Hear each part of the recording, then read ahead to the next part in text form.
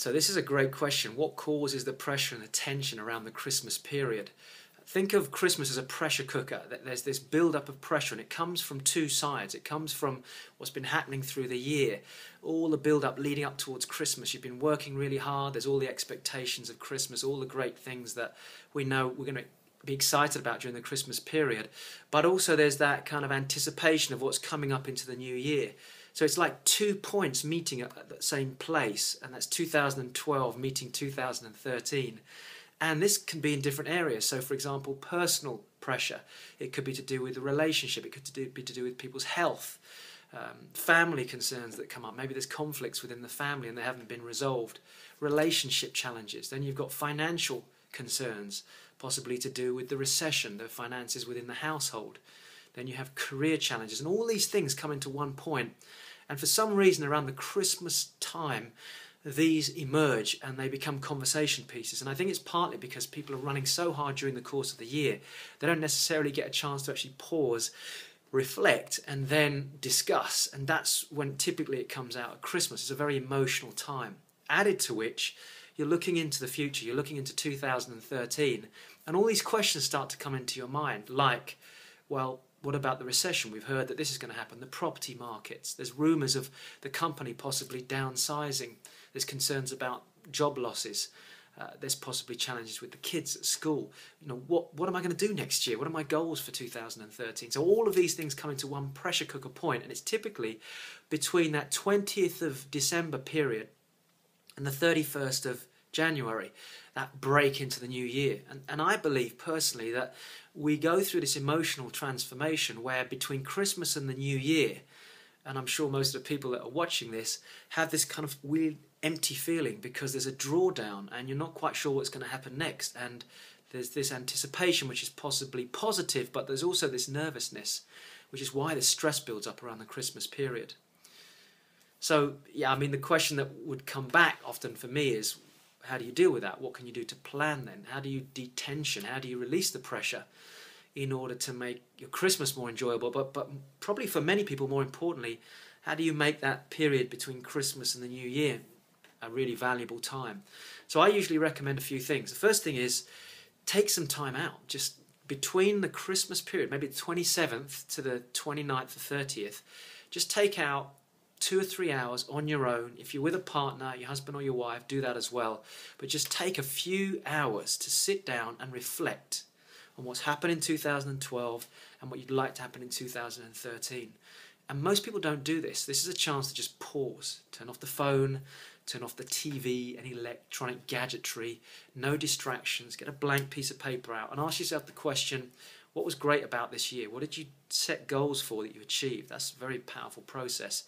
The second thing is, what didn't you achieve? What are the things that maybe are causing you stress right now? Because one of the studies that's been done over the years, well, there's been several studies, but in this particular area, is looking at the psychology of what we hold in our brains. So, for example, a lot of studies show that people can only retain about 7 things consciously. That's where the phone numbers came up. If you go back to the 70s and 80s, we had 7-digit phone numbers. A lot of that stems from the research that said human beings can only retain 7 things in their mind. So holding a lot of stuff in your head during this period is very stressful. So just capture it down on paper. That's the first thing. Then write down what you didn't achieve that you set as a goal, but then start to establish what are the things that you want to carry forward into 2013. What is it you would love to achieve over this next 12 to 18 months? So write that down, and that helps you detension as well, get the stress away.